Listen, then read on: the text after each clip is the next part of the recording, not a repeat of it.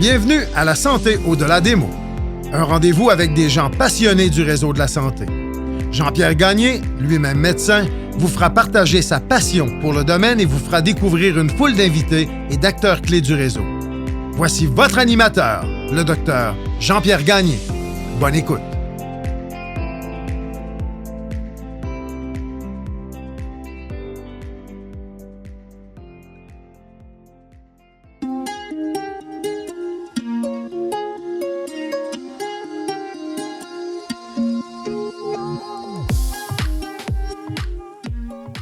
Je tiens à remercier les partenaires suivants pour leur support au balado La Santé au-delà des mots.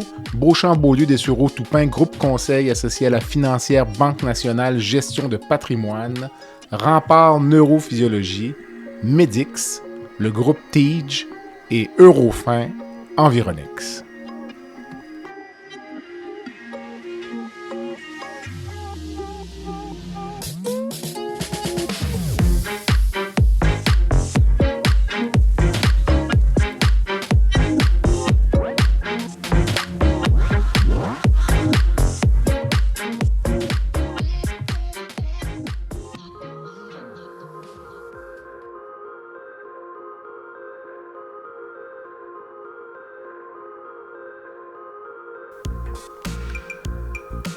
Bonjour, bienvenue à ce 200e épisode du balado La Santé au-delà des mots. Cette semaine, un épisode d'histoire. Je reçois le Dr Antoine Kibrité, mon ancien professeur, chirurgien colorectal à l'Hôtel-Dieu de Québec. Dr Kibrité me raconte l'histoire de l'Hôtel-Dieu de Québec et m'explique également la genèse d'un projet de livre qui est à paraître et qu'il est en train de préparer avec quelques collègues. Avec Dr Kibrité, nous discutons d'abord de son parcours, mais également de l'Hôtel-Dieu de Québec et évidemment du lien particulier qu'il a entretenu avec cette institution. En écoutant Dr Kibrité, vous réaliserez également à quel point l'Hôtel-Dieu de Québec a été le site d'une foule d'innovations en médecine. Je suis certain que vous allez adorer cet épisode avec Dr Antoine Kibrité. Bonne écoute.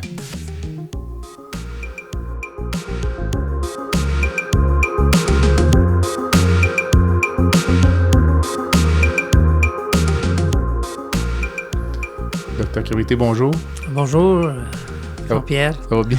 Oui, merci. Merci d'avoir accepté l'invitation. Ça doit faire 1 an qu'on a fixé le rendez-vous. Puis on y est aujourd'hui pour parler de l'Hôtel-Dieu de Québec. D'accord. Qui est une institution dans la médecine au Québec, puis en Amérique, je pense aussi. Donc, en Amérique, en effet. Donc, vous avez été mon patron. C'est un peu grâce à vous que je suis chirurgien aujourd'hui. Disons partiellement. Exact. J'ai collaboré. Exactement. Et on s'était donc dit qu'on allait se rencontrer là, pour discuter là, du livre, puis du projet que vous avez un peu là, de mettre en valeur l'histoire de l'Hôtel-Dieu de Québec. En effet. On a prévu, au fond, avec... l'idée m'est venue suite à la création du CHU de Québec. Mm-hmm. Où je réalisais au début, parce qu'au début, le CHU de Québec est fait, puis dans le temps, si on recule, là, il n'y en avait pas parlé qu'il mettait l'Hôtel-Dieu sur le site de l'Enfant Jésus. Mm-hmm. C'était le CHU, puis chacun restait à sa place, là, puis ainsi de suite. Mais quand il y a eu cette mouvance-là vers la disparition de l'Hôtel-Dieu pour créer un autre hôpital, un centre d'oncologie, disons, à côté de l'Enfant Jésus, mais là, j'ai réalisé que l'Hôtel-Dieu va disparaître au complet. Puis c'est là que m'est venue l'idée parce que je connaissais au fond avant les 2 livres des religieuses, La Croix et le Scalpel, je ne sais pas si tu connais ça. Non. Les religieuses ont déjà écrit 2 livres. Il y en a quelqu'un qui a écrit 2 livres sur les religieuses en collaboration avec eux autres, sur toute leur histoire, leur arrivée à Québec, la création de l'Hôtel-Dieu, l'évolution de l'Hôtel-Dieu, tout ça. Il y a 2 grands livres qui sont faits pour ça.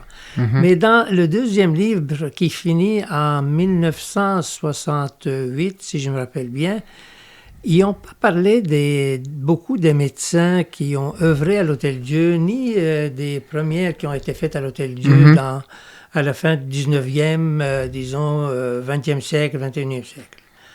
Alors, d'où l'idée de faire un livre pour compléter, disons, un peu, puis créer l'histoire de l'Hôtel-Dieu, mais basée sur les médecins et basée aussi sur les nouveautés qui ont été faites à l'Hôtel-Dieu de Québec pour la région de Québec et parfois pour, disons, il y en a des choses qui ont été faites pour tout le Canada, là.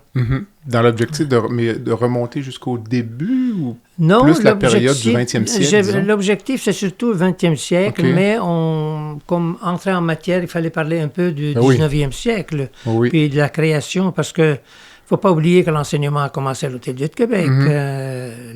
Puis c'était... la première faculté a été créée par là avec l'École de médecine en 1948, par Dr Joseph Maureen et d'autres qui ont œuvré là-dedans. Alors, en passant, Dr Maureen, je ne sais pas si vous connaissez son histoire, lui, il était maire de Québec à 2 reprises, puis deuxième reprise, il a demandé au gouvernement du Canada que la ville de Québec soit nommée la capitale du Canada. Ça a malheureusement été refusé. Ça n'a pas marché. Ça n'a pas marché. Mais avant de parler vraiment plus de l'Hôtel-Dieu, tout ça, j'aimerais que vous me parliez un peu de vous, de votre carrière, puis parce que moi, je vous ai connu comme chirurgien colorectal à l'Hôtel-Dieu, mais l'histoire commence un peu avant. Commence un peu avant. 1992, la première journée où je vous ai connu, le 1er juillet 92. Au fond, moi, je suis arrivé à Québec le 25 juin 1969, par hasard. Parce que je n'étais pas supposé faire ça. Au début, je voulais aller aux États-Unis.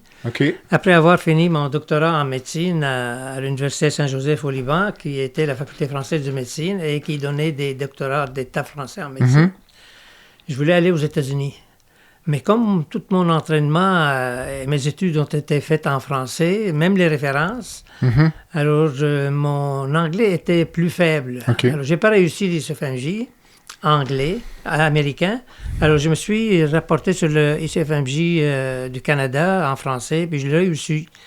Mais ceux qui ont commencé, la plupart avaient fait l'ICFMJ en français au début chez nous, puis ont réussi, puis ils ont tout rempli les hôpitaux de Montréal. Ça, c'était l'examen pour entrer l'educational... mon Dieu, c'est un examen qui nous permet de vérifier nos connaissances en médecine et nous permettre de rentrer ici. Après ça, il fallait faire la LMCC. LMCC, oui.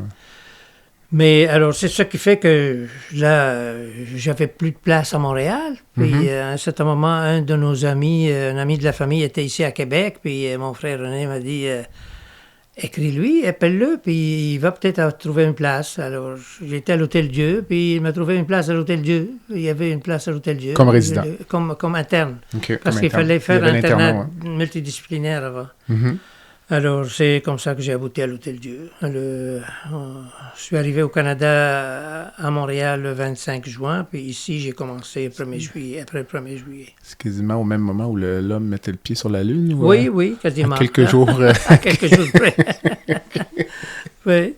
Alors, c'est comme ça que j'ai commencé, puis après ça, j'avais une décision à prendre. Est-ce que je pars pour Montréal avec mes amis? Mais j'étais tellement bien accueilli à l'Hôtel-Dieu, puis c'est devenu comme une deuxième famille pour moi, puis j'aimais bien le milieu. Puis en plus, j'ai connu ma femme ici, à Québec, alors c'est comme ça que j'ai décidé de rester à Québec et faire ma résidence à Québec. Ensuite, il y a eu la surspécialisation. Bien là, après ça, moi, je voulais revenir au Liban après, travailler, puis c'est pour ça que j'ai amené à 2 reprises ma femme au Liban et en Syrie. Elle a accepté de revenir avec moi au Liban. Donc, je me suis organisé. J'ai demandé à lui, Dion, au fond, parce que lui avait fait une année de résidence et de fellow à St. Mark's, qui était connu mondialement pour la chirurgie colorectale. Qu'il est encore, d'ailleurs. Je voulais aller là. Alors, lui est intervenu, il a écrit, puis ils m'ont demandé de les rencontrer. Alors, j'ai décidé de faire un voyage au Liban en 1973. Puis après ça, en revenant, j'ai arrêté là-bas, puis je les ai rencontrés, puis finalement, ça a bien été la rencontre, ils ont accepté. J'étais cédulé pour janvier 1975. Alors, en revenant, quand Louis Dion a vu que j'ai été accepté, il m'a rapproché pour me dire, on a fait une réunion de service, on aimerait te voir avec nous. comme chirurgien. J'étais le premier chirurgien étranger qui était accepté à l'Hôtel-Dieu dans ce moment-là. Puis il dit, mais à condition que tu fasses une autre année d'oncologie, que je peux t'organiser au NCI américain. Et là, moi, comme j'avais dit à mon père que je revenais, j'ai dit, écoutez, je vais l'appeler. J'ai appelé mon père, puis mon père m'a dit, écoute, en 1973, après que j'ai quitté, la guerre a commencé. Il dit, écoute, la guerre a commencé, ici l'avenir n'est pas sûr, si tu as une bonne offre, ben reste. Mm-hmm. Ben, c'est comme ça que j'ai accepté. Puis la deuxième année, j'ai été au NCI américain où j'ai fait l'oncologie, puis l'immunothérapie pour les tumeurs solides. Puis j'ai travaillé surtout sur le mélanome et le cancer du sein. OK. Puis en revenant, tu as dû le voir avec moi, je me suis surtout concentré sur le cancer colorectal, le mélanome, où j'ai commencé officiellement après l'arrivée de ganglion sentinelle que j'ai mis au point. J'étais le premier à Québec à le mettre au point, là, au Québec. Ça, dans les années mid-90. Non, 96. C'est ça, oui, OK. 96. Alors, c'est comme ça avec Joël. Joël est arrivé, puis avec Joël, ben, on a tout fait. Mais ça. aviez-vous, mettons, traité des mélanomes dès le début de votre carrière? Oui, j'ai traité des mélanomes parce que lui, on en faisait. OK. Et moi, quand je suis arrivé, ben, j'en ai traité, puis il y avait des protocoles d'immunothérapie avec BCG pour le mélanome et l'Evamisole. Mais ça n'a pas duré longtemps. C'était avec le NCI canadien, puis les résultats étaient pitoyables. Là. Ils ont arrêté. Là.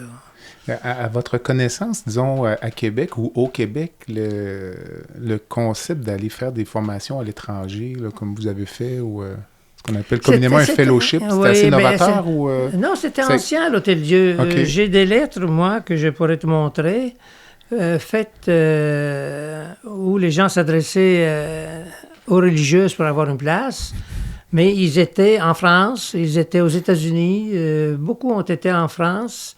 Plusieurs ont été à Boston, aux États-Unis. Alors, oui, y aller. J'ai reculé jusqu'à, exemple, Turcot, Sanson, même avant, docteur, mon Dieu, en vasculaire, lui, il est allé en Angleterre et en Suède. Joffre André Gravel, il était en Angleterre et en Suède pour faire sa spécialité. OK. Alors oui, dans le temps, y aller. Ici à l'Hôtel-Dieu, là, en tout cas du moins, je ne sais pas les autres, je ne connais pas les autres, mais à l'Hôtel-Dieu, oui, y aller faire leur spécialité, surtout en France. Il y avait une bonne proportion de chirurgiens aussi qui allaient à la clinique Mayo à l'époque à Québec. Oui, à la clinique Mayo, mais ça, c'était dans la deuxième moitié du 20e siècle. C'est à partir des années 50 qu'ils ont commencé à aller à la clinique Mayo. OK. Moi, dans les lettres, je sais que certains, comme Gilles Laroche, exemple, est allé à la clinique Mayo. Docteur Paul Roy, docteur Martin Laberge, qui était chez nous à l'Hôtel-Dieu avant d'avoir son accident cardiaque, puis a décidé d'arrêter, puis travailler à l'assurance maladie, ainsi de suite.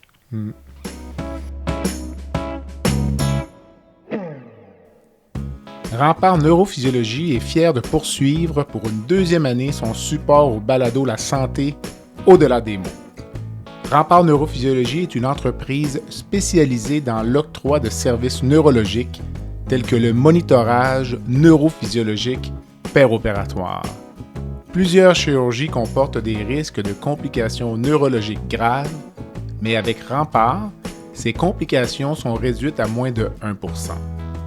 Rempart est votre ange gardien en salle d'opération. Pour les besoins particuliers de votre hôpital, votre clinique ou votre centre de soins, contactez Rempart Neurophysiologie à info@rempartneuro.ca. C'est à info@rempartneuro.ca.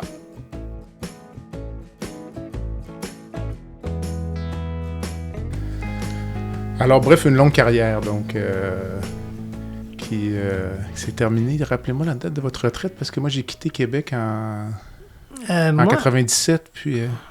Moi, j'ai arrêté... j'ai pris ma retraite complète. J'ai arrêté progressivement. Vous, quand j'avais 65 ans, 66 ans, j'ai arrêté de faire la grosse chirurgie. Et j'ai continué pendant 2 ans à faire la chirurgie au centre jour, surtout mélanome, puis chirurgie anorectale, puis hernie. Puis... Mais après ça, j'ai arrêté complètement la chirurgie, puis je me suis concentré à faire des coloscopies et de la clinique externe en mélanome et en anorectal, qui étaient les deux choses qui sont intéressantes à faire, puis faciles à faire à la clinique externe. Jusqu'en quelle année? Jusqu'à fin 2015. 31 décembre 2015, j'ai arrêté complètement. Quand même. Vous êtes-vous ennuyé au début? Ben, c'est sûr qu'on s'ennuie. On s'ennuie du milieu, on s'ennuie du contact avec le patient, avec le personnel, avec les collègues, discuter, aller à la salle d'opération, s'asseoir, puis jaser. C'est sûr, te dire non, c'est faux. Mais je suis un gars qui est très pragmatique. Alors, à un certain moment, j'ai dit oui, mais je me suis occupé à faire autre chose. Il faut savoir arrêter. C'est ça. Il faut savoir arrêter à temps, parce que sans ça, je veux dire, on n'est pas pour s'enraciner. Il faut laisser la place aux autres. S'incruster, là. Mais dites-moi, avec... on ne va pas parler du système de santé aujourd'hui, là, c'est pas l'objectif, mais avec ce qui s'est passé au cours des dernières années dans le réseau de la santé, êtes-vous content d'avoir arrêté? Oui, je suis content d'avoir arrêté. Honnêtement, là, je vous envie pas. Ben, c'est gentil. Dites-moi, on voulait parler de l'Hôtel-Dieu, donc pour les gens qui l'ignorent, l'Hôtel-Dieu, c'est une institution historique, là, donc... oui, l'Hôtel-Dieu de Québec était le premier hôpital construit au nord du Mexique, comme tu le sais, et était construit dans les années en 1937 par les religieuses qui sont venues de France, les Augustines. On a beaucoup de détails qui vont être mis dans le livre parce que Dr Sylvie Pinault a fait beaucoup de recherches, l'arrivée, où ils sont installés, où ils voulaient faire le premier. Ça, tout le monde le saura dans le livre quand ils vont lire le livre. C'est très passionnant pour voir ça. En tout cas, l'Hôtel-Dieu en lui-même, a été créé à ces temps-ci. Il a brûlé à un couple de reprises, si je me rappelle bien. Mais c'était l'hôpital de la région. Il n'y avait rien au début, là. Tout le monde se réfugiait là pour se faire traiter. Et après, il a passé à travers des incendies, passé à travers des pandémies. Il y a eu des pandémies de choléra. Variole, je pense. Variole aussi. Il a passé à travers la guerre. Et dans le sous-sol, vous avez des boulettes de canon qui sont là encore. En passant, je vous conseille très fortement d'aller visiter le musée et le sous-sol du musée des Augustines actuellement qui est fait. Alors, c'est ça. L'Hôtel-Dieu, donc, est une institution et c'est là qu'a commencé les premiers enseignements aussi. N'oublions pas le début de la faculté de médecine. L'école d'enseignement de médecine est en 1945 qui s'est transformée en faculté de médecine après. Je ne sais pas si vous avez une idée pourquoi ils voulaient faire ça, avoir une faculté de médecine ici. C'est pour pouvoir, il y avait une demande pour avoir des médecins. Puis le médecin, pour avoir des diplômes, il fallait aller passer un examen à McGill. OK. Alors, pour pouvoir livrer des diplômes, il fallait une faculté de médecine. Okay. Alors, c'est comme ça que ça a été créé, cette faculté-là, en 1948. Puis, je pense que c'est le premier doyen, je peux te dire ça, le premier doyen, c'était le docteur Blanchette. Jean Blanchette, oui. Okay. Alors, c'est docteur Jean Blanchette en 1954. Puis un fait cocasse, je ne sais pas si vous êtes au courant, vous savez que à Montréal, ils voulaient faire la même chose. OK. Mais McGill a essayé de bloquer ça en disant, mais il y a déjà une faculté à Laval. McGill voulait, oui, c'est ça. Puis Laval s'est associé à McGill pour bloquer Montréal. Mais il y avait beaucoup de rivalité entre Montréal et McGill. Oh oui, mais même entre Montréal et Laval. Parce que j'ai déjà entendu une histoire sur l'histoire de la médecine à Montréal, et à une certaine époque, les médecins... C'est un ancien chirurgien de l'association qui avait présenté au congrès, il y a peut-être... J'étais jeune chirurgien, fin des années 90. Et il y avait une histoire où les membres, je ne sais pas si ça s'appelait, probablement pas que ça s'appelait pas les CMDP à l'époque, là, ça devait s'appeler le bureau médical. Bureau médical. Mais les membres anglophones et francophones des deux institutions s'étaient livrés des duels. Ah oui? J'espère qu'il n'y a pas eu de mortalité avec ça. Mais l'Hôtel-Dieu aussi, j'ai fait quelques recherches en préparant notre entrevue, a déjà été installé ici tout près, là, à Sillery, là, à une certaine époque aussi. Là. Il voulait l'installer. Oui, c'est ça. Il voulait, mais Okay. ça n'a pas marché. Ou parce héberger que, temporairement. non, quand il y a eu l'agrandissement là, en 1956, là, pour la grosse partie là, que les gens ne trouvaient pas belle, là, Ah oui? ben, au début, les religieuses voulaient le faire ici sur leur terrain. OK. Mais les médecins sont objectés parce que pour eux autres, c'était trop loin dans le temps. Exact. Ils allaient à pied à l'Hôtel-Dieu, alors ils ne OK. voulaient pas aller. Toute la clinique était dans le Vieux-Québec, alors ils ne voulaient pas venir ici. Alors, ce qui fait que le projet a disparu, puis ils l'ont agrandi sur le site même. J'ai déjà entendu certains de vos collègues probablement qui disaient que si l'Hôtel-Dieu avait été installé plus ici à Sillery que dans le Vieux-Québec, ça aurait changé l'histoire un peu de l'organisation des hôpitaux à Québec et que peut-être on aurait un hôpital ouais, probablement. Qu'est-ce que tu veux que je dise? C'est sûr que n'ayant pas un hôpital proche de l'université, il y a eu la création du CHUL, qui était l'hôpital des vétérans dans le temps, là. Mm-hmm. Mais peut-être que le fait qu'il y avait un pas loin de l'université, que ça aurait permis un développement différent. Ça se peut. Puis il y avait les difficultés d'accès aussi là, à l'Hôtel-Dieu, Vieux-Québec. Ouais. D'ailleurs, c'était une des raisons pourquoi ils ont décidé de transférer l'Hôtel-Dieu à l'Enfant Jésus. Mais en tout cas, moi je trouve qu'à l'Enfant Jésus aussi, c'est pas idéal, là.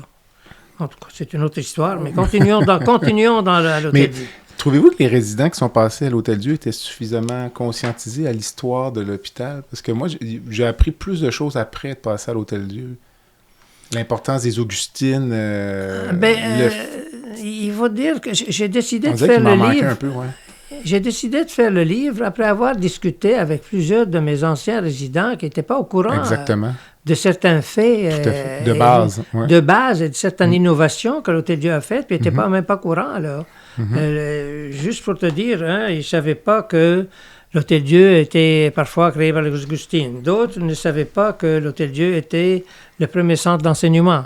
D'autres ne savaient même pas qui a créé la stomothérapie à Québec, exemple. Là, c'est toutes des choses comme ça. Le but du livre est justement d'enseigner les gens de ce qui s'est passé à l'Hôtel-Dieu, comment l'Hôtel-Dieu a progressé dans les années au fin 19e, 20e siècle, et tout ce que les innovations qui ont été faites là-dedans. C'est sûr que le résident arrive, il voit un stomothérapeute, il pense que c'est comme ça, qu'il existe, puis comment ça a commencé, il n'y a personne qui a de l'idée. Mais même, je vous dirais, le lien intime entre les Augustines et l'hôpital, puis le fait qu'il y ait le monastère à côté, puis la chapelle. La chapelle, oui. Je veux dire, c'est comme, on rentre à l'Hôtel-Dieu, on tourne à gauche, c'est de la clinique, on tourne à droite, on peut aller à la messe. Là, je veux dire, exactement. Mais dans le temps, c'est d'une beauté extraordinaire. Mais dans le temps, ça se faisait comme ça. Mais Dr. Kibrité, moi, je suis rentré dans cette chapelle-là pour la première fois en 2013. T'es pas sérieux? Ah oui? Des fois, je me dis, j'avais l'impression d'avoir manqué une portion de l'histoire. Ben moi, quand j'étais interne, là, puis au début de ma résidence, j'allais à la messe à ce moment-là. Alors, moi, j'étais de garde, mais j'avais la possibilité d'aller assister à la messe, qui était juste là. Alors, j'avais mon belleboy avec moi, puis j'assistais à la messe du dimanche, puis après ça, je continuais ma garde. À quel moment avez-vous senti le rôle, plutôt, ou la présence des Augustines s'effacer? Mais disons, quand je suis arrivé... La vocation hospitalière. Quand je suis arrivé en 69, il y avait encore plusieurs infirmières augustines qui étaient là. Et il faut dire qu'ils m'ont aidé beaucoup à m'adapter et à m'intégrer parce qu'ils avaient le temps de m'expliquer un peu l'histoire de l'Hôtel-Dieu, comment ça fonctionne, le système de l'hôpital ici, qu'est-ce qu'il fallait faire, ainsi de suite. Alors... J'avais tendance, quand j'avais un problème, d'aller voir une des religieuses que je connaissais pour demander c'est quoi la solution, même. Et alors, il m'expliquait ça. Puis ils étaient excessivement gentils, puis moi, je trouvais qu'il y avait un rôle très important ici, puis ils étaient des excellentes organisatrices, il faut dire ça. Gestionnaires aussi. Gestionnaires. Juste un exemple que je donnais, il y avait une religieuse qui s'occupait de toute l'équipe de nettoyage des 12 ou 13 étages. Puis quand elle est partie, ils ont remplacé par une douzaine de personnes quasiment. Ça n'a pas de bon sens de dire... c'est sûr qu'il y avait la syndicalisation, tout ça, mais là, à un certain moment, plus tard dans ma vie là-bas à l'Hôtel-Dieu, j'allais à mon bureau, il était plein de poussière, puis je voyais la madame qui faisait le plancher, puis je faisais le plancher, puis elle s'en allait. J'ai dit, vous videz pas la poubelle? La poubelle? Ah, c'est pas à moi de faire ça. Ah bon, c'est qui fait ça? Un autre va venir. Puis la poussière sur le bureau, ah, c'est un autre qui va venir. Ouais. Alors, ça n'a aucun sens. Ça s'est divisé de manière un peu abracadabrante à laquelle on n'était pas habitué dans le temps, nous, avant ça. Là, petite anecdote, là, pour l'avoir vécu, là, puis la personne dont je parle est extrêmement sympathique à l'hôpital, là, qui s'occupe de faire le ménage. Puis je parlais avec elle il y a quelques mois, puis je regardais faire le ménage. Puis littéralement, mettons... l'employé fait le ménage d'une table. Ouais. S'il y a des tasses sur la table, il tourne autour des tasses. Parce que c'est pas son rôle. C'est ça. Donc, alors, je sais pas si c'est la mentalité qui a changé ou qu'est-ce qui a changé, mais en tout cas, le fait est que les Augustines étaient d'excellents gestionnaires, puis avaient fait beaucoup pour l'hôpital et pour Québec aussi, je dirais même. Alors, ça vaut la peine aussi, si tu n'as pas eu l'occasion de lire ces deux livres-là, je te conseille La Croix et le Scalpel, les 2 tomes. C'est des bonnes briques, mais c'est intéressant de connaître cette histoire-là. Vous parliez des premières. Avez-vous en tête quelques premières, disons, là, qui ont eu lieu à l'Hôtel-Dieu?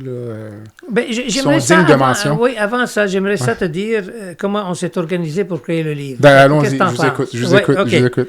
Alors, au fond, l'idée m'est arrivée. J'ai partagé mon idée en 2017 avec Sylvie Pinault et Richard Cloutier. Pourquoi? Qui sont, si vous voulez les présenter? Dr. Sylvie Pinault est radiologiste. D'accord. Puis Richard Cloutier était dermatologiste à l'Hôtel-Dieu de Québec. D'ailleurs, j'ai collaboré avec les deux. Pourquoi je leur ai demandé à eux autres? Parce qu'eux autres avaient commencé à organiser des dîners pour les anciens de l'Hôtel-Dieu de Québec. Une fois par année, ce qui permettait aux médecins retraités ou qui ont quitté l'hôpital, qui ont travaillé dans d'autres milieux, de se rencontrer de nouveau. Puis je me suis dit, c'est la meilleure occasion pour pouvoir parler à tout le monde, parce qu'un livre comme je voulais faire ne pouvait pas être fait par juste moi, ça prenait la collaboration de tous les collègues qui ont dans des différentes spécialités. Alors, j'ai été les voir, ils ont accepté, ils ont trouvé l'idée géniale, puis ils ont accepté, puis on a commencé à travailler dessus. D'ailleurs, j'ai présenté le projet au dîner. Comme je venais de prendre ma retraite, alors j'avais l'occasion de le faire, de participer à ce dîner-là, puis j'ai présenté ça, puis tout le monde a accepté de collaborer. C'est comme ça que ça a commencé, puis en 2018, on a commencé à travailler sur ça. Malheureusement, Dr. Cloutier, Richard, est tombé malade.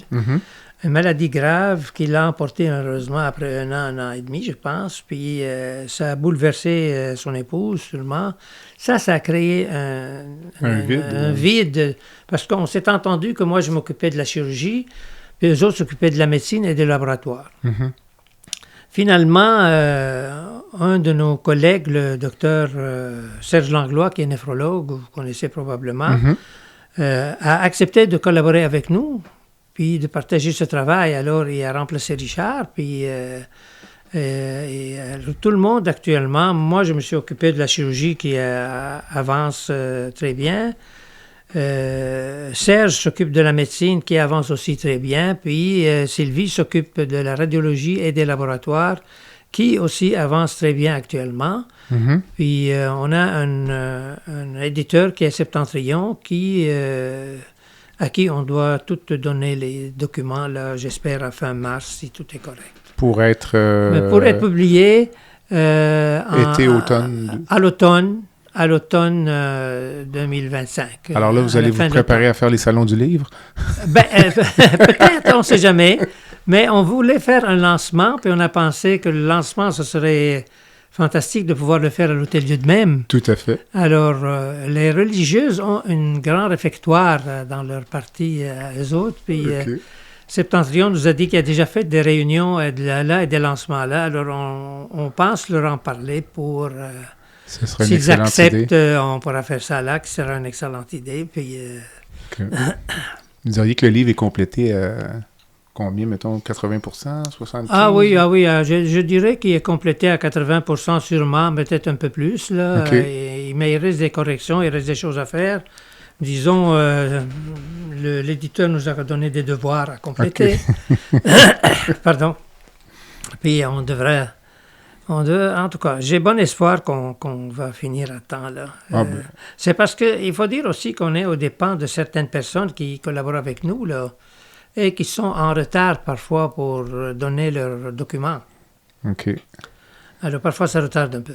Alors vous êtes obligé de prendre le téléphone et de dire... Exactement. Pousse-toi un peu. C'est ça. C'est ce que tous les trois nous faisons. OK. De motiver les troupes un peu. Puis, donc, on revient aux premières, à quelques premières, parce qu'il y en a eu plusieurs. Là. Oui, bien là, une première qui est une des plus anciennes, c'est l'arrivée de la stomothérapie. OK. La stomothérapie, lui, John, quand il était à St. Mark's, à Londres, a vécu ça. Il y avait une clinique de stomothérapie avec des stomothérapeutes et il y avait un club de gens qui avaient des stomies, qui avaient des réunions ensemble avec les médecins, avec les techniciens. Alors, quand il est venu ici, alors, il voulait partir ça parce qu'il voyait qu'il n'y avait pas grand monde qui s'occupait des stomies. Les gens faisaient des stomies, puis ces infirmières qui s'occupaient à trouver des sacs parfois vraiment sans rapport, là, toutes sortes de sacs étaient utilisés. Il n'y avait pas d'appareillage? Non, il n'y avait pas d'appareillage bien connu. Les gens se débrouillaient tant qu'il fallait. Il y avait des poches en caoutchouc là, qui étaient difficilement installables parfois. Là. Sont dans les années 60, 50, 60? Oui, dans les années 50-60. Il y a toujours eu des différents types de sacs qui étaient utilisés, même dans le temps, parce qu'à un certain moment, même... au 18e siècle, il y avait des stomies. Hein? Alors, ce qui fait que les gens se débrouillaient. Alors, il a pensé que peut-être qu'il serait bon d'envoyer quelqu'un, un infirmier ou deux, apprendre ça. Puis ça tombait bien parce que dans un congrès, il a rencontré un chirurgien aux États-Unis qui avait une école de stomie qui était, le docteur Rupert Turnbull. OK. Rupert Turnbull? Oui, vous connaissez le docteur Turnbull? Jamais entendu, non. Turnbull était très connu dans le domaine de la chirurgie colorectale. OK. Alors, il y avait avec lui une dame infirmière qui s'appelait Norma Gill, qui était elle-même stomisée, mais qui a décidé de devenir une experte dans le domaine. Et de développer des sacs, puis ainsi de suite. Puis, alors, le premier a été envoyé, était Gilles Dumais, qui était infirmier. Et il est allé 6 mois là-bas, avec aussi un autre qui a suivi. C'était le Serge Latouche, qui est allé aussi, puis passé 3-4 mois là-bas. Puis ces deux-là sont revenus.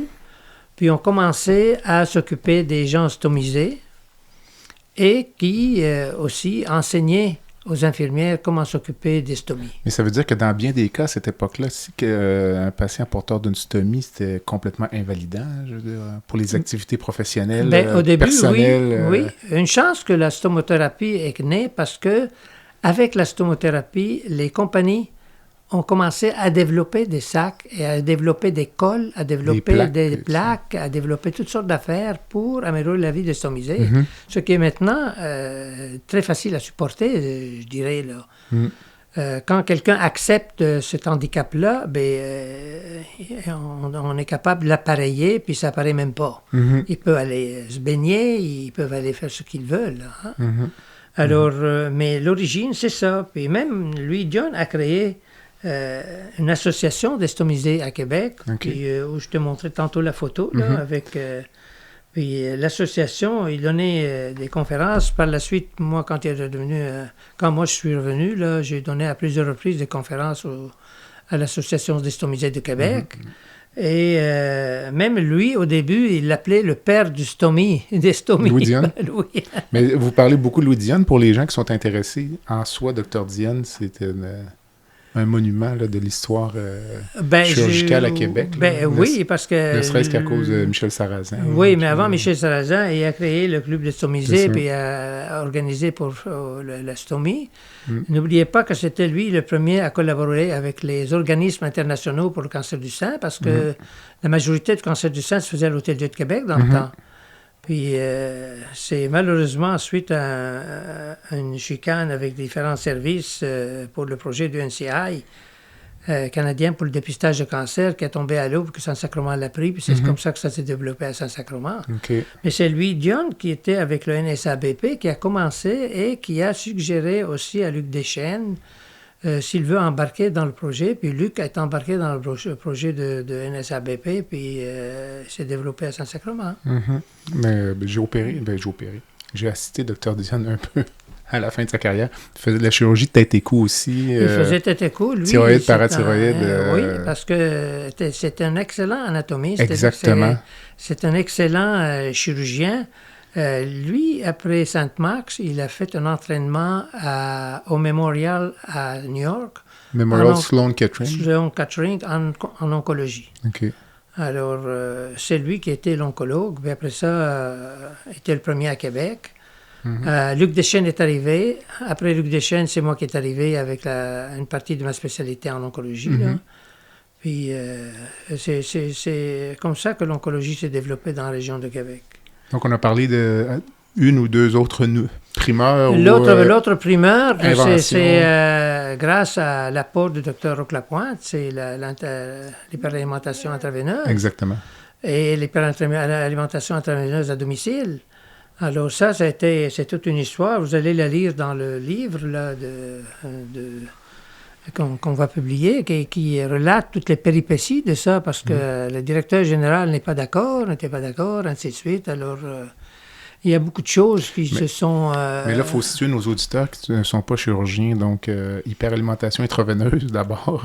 Oui, Qu'est-ce que c'est? L'alimentation des gens qui ne sont pas capables de manger.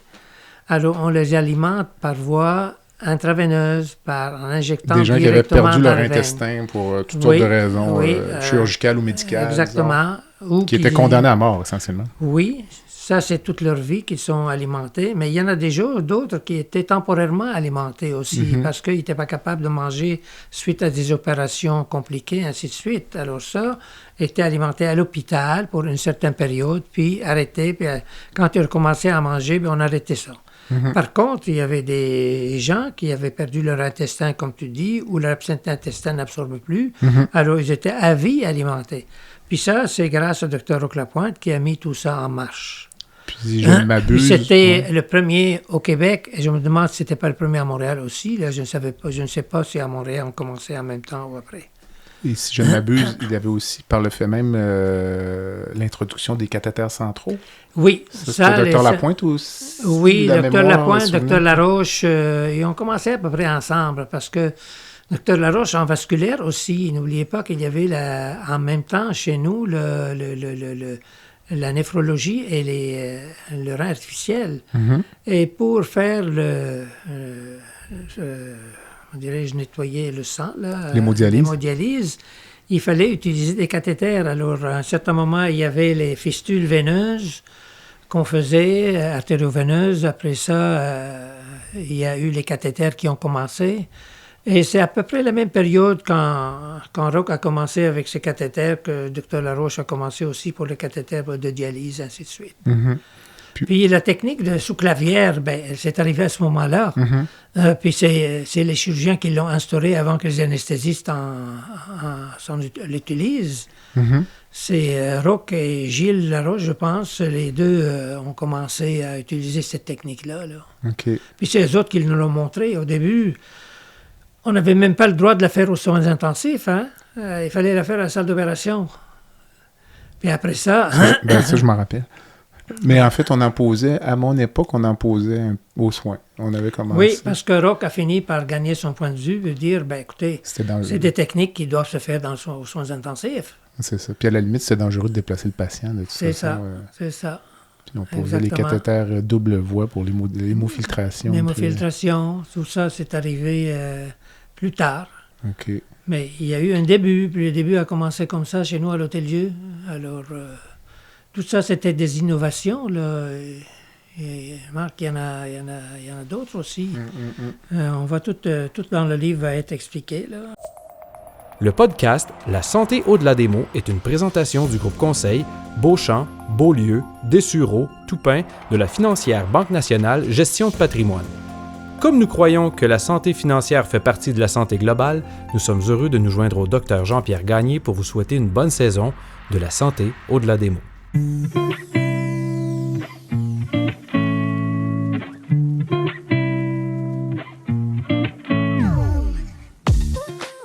Fer et Velours est une entreprise de Québec spécialisée dans la location de mobilier vintage et création d'ambiance. Nous vous proposons une offre de service à la carte et selon vos besoins. De la simple location à la gestion événementielle complète. Chez Fer et Velours, notre slogan est de faire différent avec élégance.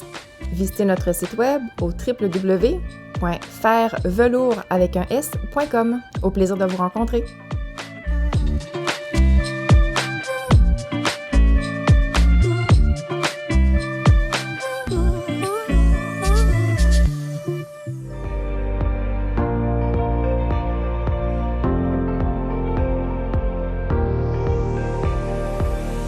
Vous avez des commentaires ou un sujet à nous proposer ou même faire partie de nos invités, visitez le site web de notre balado à www.baladosanté.ca ou sur notre page Facebook de la santé au-delà des mots.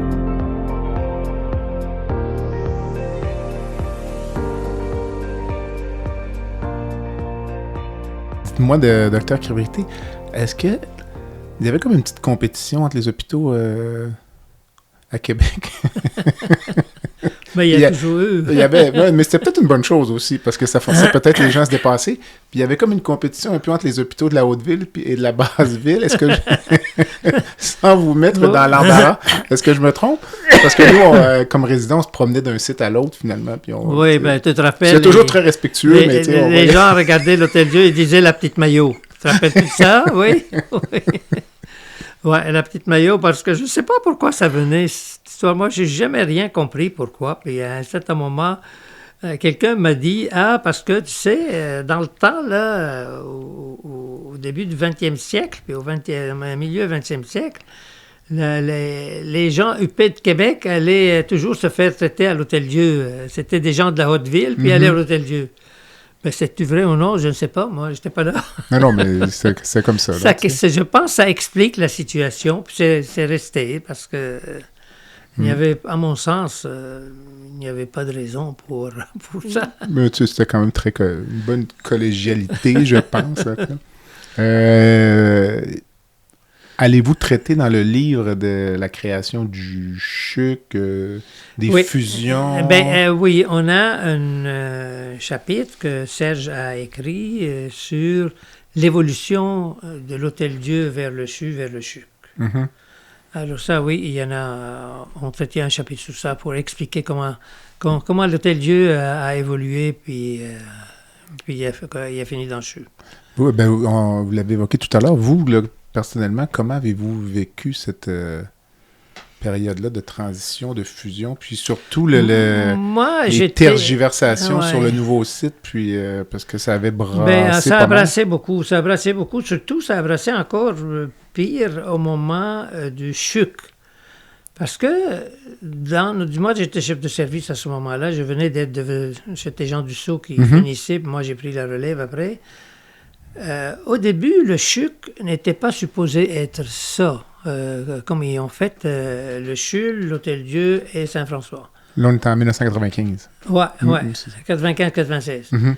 Il y a eu une entente avec l'université puis les organisateurs du gouvernement, comme quoi il y avait que Saint-Sacrement, c'était le CHUL, l'Hôtel-Dieu et Saint-Sacrement au début. Là, on pensait que c'était comme ça. Mais à un certain moment, le premier ministre, pour une raison qui nous dépasse, politique, ça a changé. Saint-Sacrement est devenu dans le chat, puis Saint-François est devenu dans le chuc. Alors, qu'est-ce que tu veux? On ne pouvait rien faire quand on l'a appris. Là. C'était comme ça, c'était comme ça. Alors là, ça a commencé l'organisation de tout ça. Puis, il y avait comme une frustration que Saint-Sacrement soit exclu, finalement? Ou... Bien, certainement, la frustration, c'est que tu t'entends avec tes collègues, puis sur une chose, sur une base claire, ainsi de suite, puis le gouvernement vient bousiller tout ça. C'est-à-dire, c'est comme il y a un non-respect à ce que l'université, à ce que les médecins ont décidé. Là, je veux dire, est-ce qu'il n'y avait pas une volonté peut-être de s'assurer qu'il y a un hôpital de la basse ville qui soit peut-être... Je ne sais pas. Ça me c'est le souvenir que c'est arrivé très rapidement. Nous autres, ce qu'on a appris, c'est que le premier ministre était un ami avec quelqu'un de l'hôpital Saint-François, avec le directeur général de Saint-François, puis... que ça a été décidé comme ça. On ne va pas te dire, c'est toujours des choses qu'on entend, mais il n'y a pas de papier, il n'y a pas rien qui prouve quoi que ce soit comme ça. Là, Puis la dernière fusion 2012, ça, vous étiez plus en fin de carrière, j'imagine? Ça... Moi, j'étais plus en fin de carrière. Ça vous puis touchait j'appelais moins, avec Mme Bourdon, où j'avais discuté ça, parce que moi, je travaillais, et il faut dire que j'étais pendant 9 ans un conseiller en oncologie à la... défunte, on appelait ça dans le temps, là, l'organisme qui est géré par, c'était le président était Michel Fontaine, là. L'agence régionale. L'agence régionale de la santé. J'étais là. Puis j'assistais à beaucoup de choses qui n'avaient pas de bon sens, dans le sens que certains médecins voulaient faire des spécialités qui étaient déjà existantes, puis qui chez nous, puis d'autres voulaient le développer ailleurs. Puis moi, à un certain moment, j'ai dit à Mme Bourdon, ça n'a pas de bon sens, il faudra quasiment avoir une gérance commune pour organiser ces spécialités, éviter les dédoublements inutiles, puis les compétitions inutiles dans une ville comme Québec qui est tout petite. Là. Dire, c'est pas Montréal, là. Puis quand c'est arrivé, quand ils ont commencé à discuter de ça, j'étais pas contre. Je disais, pour moi, à ce moment-là, je pensais que l'Hôtel-Dieu va rester où il est. Là. Puis il y aura une direction commune qui va dire, on va s'organiser de telle façon, L'Hôtel-Dieu va avoir telle affaire, puis tel autre centre va avoir telle affaire. Mais il y a eu des tractations à un certain moment... probablement avec le gouvernement, qui lui avait un autre point de vue. Puis en plus, il y a certains services chez nous qui, pour s'expandre, voulaient sortir de l'hôpital.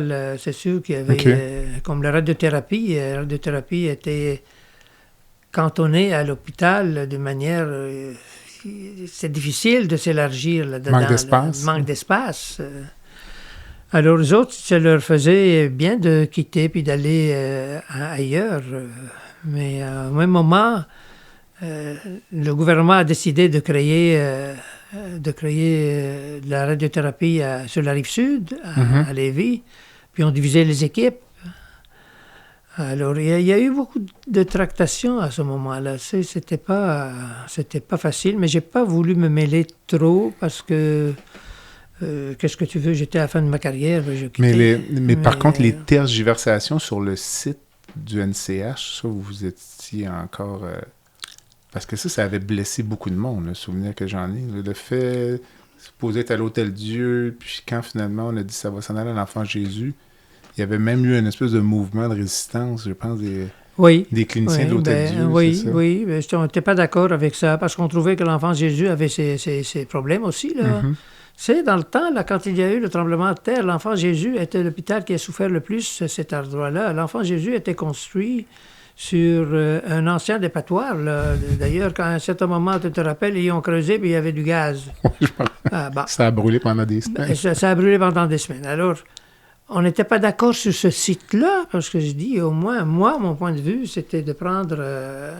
il y avait des terrains, des religieuses en haut avec une grande bâtisse, là. Mais les terrains étaient immenses. Ils pouvaient construire un nouvel hôpital là, à la rigueur, tout nouveau pour Puis faire comme à Ottawa, là, avoir un gros hôpital, puis fermer tranquillement les autres petits. Là, exact. Mais j'ai comme l'impression c'est qu'à Québec, il y a eu des erreurs historiques sur une période de peut-être une trentaine d'années. Là, il y a de l'argent qui a été mis dans plusieurs hôpitaux. Puis là, finalement, on avait mis tellement d'argent à un endroit qu'on se disait, ben là, une fois qu'on a mis l'argent là, on peut pas... Ben là, c'était la politique. Hein. La politique et la médecine, ça va pas ensemble. Hein. C'est ça, en tout cas. Alors, de toute façon, dans notre livre, là, on n'en parlera pas de ça, mais il va y avoir un chapitre qui va parler de la progression, de l'évolution de l'Hôtel-Dieu de Québec.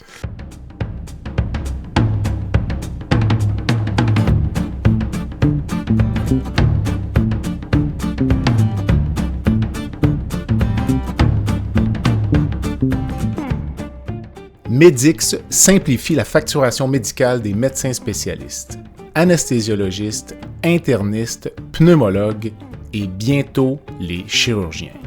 Grâce à une application mobile conviviale et une expertise personnalisée, Medix fait une différence réelle dans la vie des médecins. Sauvez du temps, réduisez les erreurs et optimisez vos revenus avec Medix. Medix est fier de desservir plus de 60% des anesthésiologistes du Québec. Pour toute question, n'hésitez pas à visiter notre site web à www.medix.com www.medyx.com ou téléphonez au 514-548-2500. OK, ça va être très intéressant. Donc, ça, c'est pour l'automne 2025. Donc, ça va nous donner l'occasion de nous revoir à ce moment-là. Puis, donc, ça complète quand même bien la présentation là, du livre qui serait à paraître à l'automne 2025 chez Septentrion. Donc, vous allez être obligé de faire des... Okay. Puis, Dr. Kibrité, il y a une petite section baguette magique dans mon balado. Ah oui, baguette magique, alors, j'ai vu ça, oui. Il faut que mes invités se préparent. Donc, la première question que je vous demandais, donc, ça serait quand même intéressant. J'ai hâte de voir ce que vous allez me dire. Si vous pouviez changer une chose dans le système de santé québécois ou... Il faudra que je voie le ministre de la Santé. OK. Puis le convaincre de ne pas faire juste ce qu'il fait. Pour moi, il faut aller jusqu'aux universités. La première chose à faire en université, c'est de changer la façon d'admettre à l'université de médecine. OK.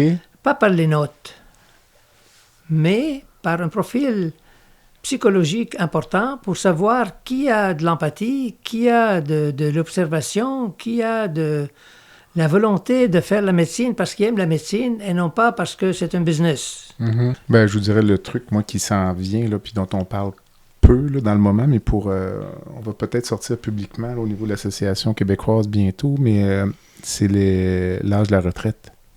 Oui. Les médecins vont se retirer beaucoup plus tôt. Puis, c'est dangereux? Très. Mais ça, c'est pas...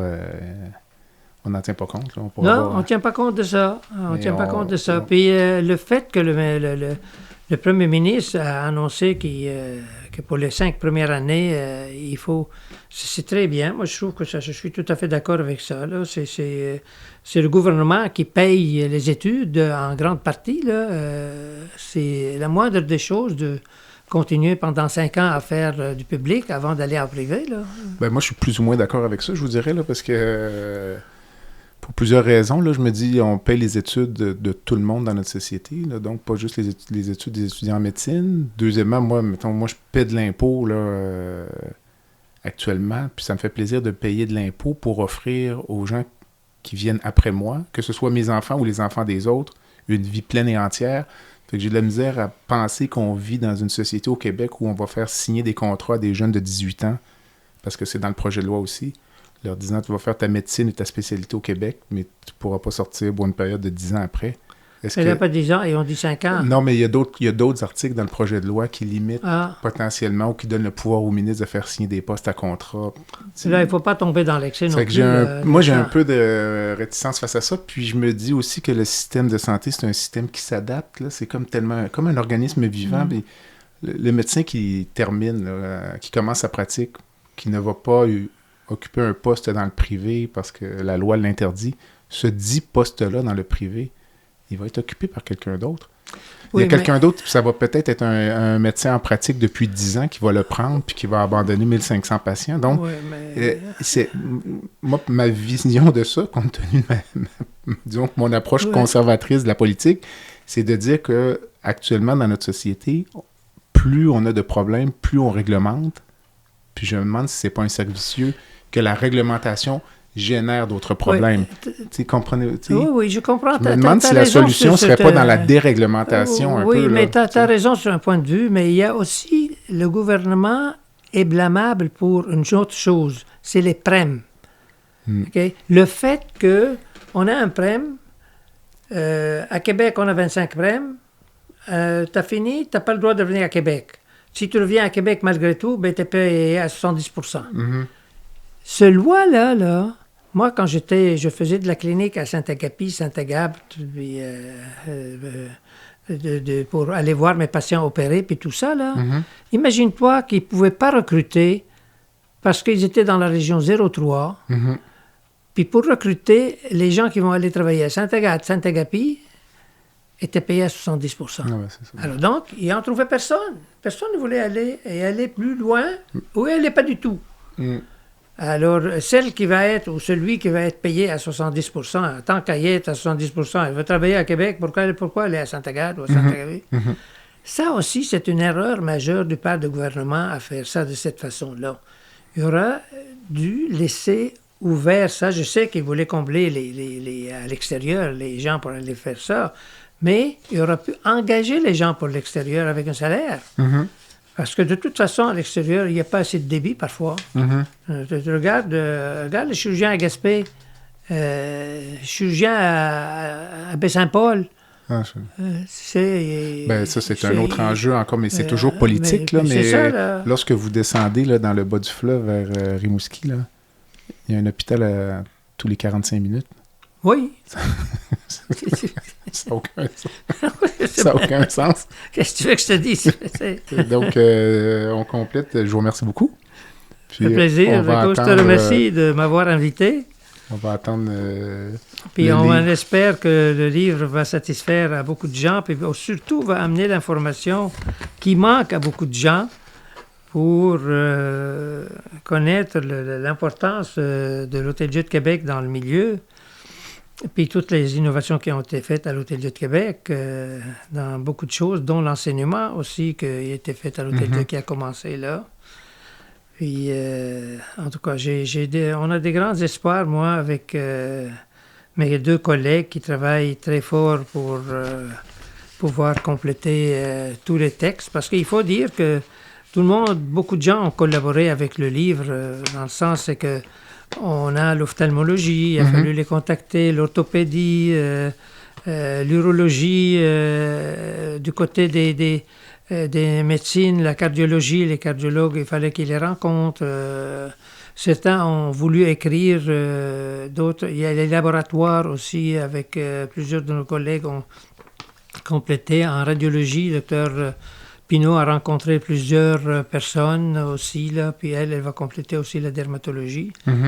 Alors tout ça, ça fait beaucoup de rencontres, beaucoup d'efforts de la part de tout le monde pour pouvoir aboutir à quelque chose de valable dans ce livre-là. J'imagine avec un petit sentiment d'urgence, parce que tout le monde vieillit aussi. Exactement. Donc, on en a perdu beaucoup de nos confrères aussi. Juste de parler d'exemple, pour l'implant cochléaire, docteur Ferron nous a quittés malheureusement, puis j'ai réussi à le contacter puis à avoir un texte de lui juste quelques mois avant son décès.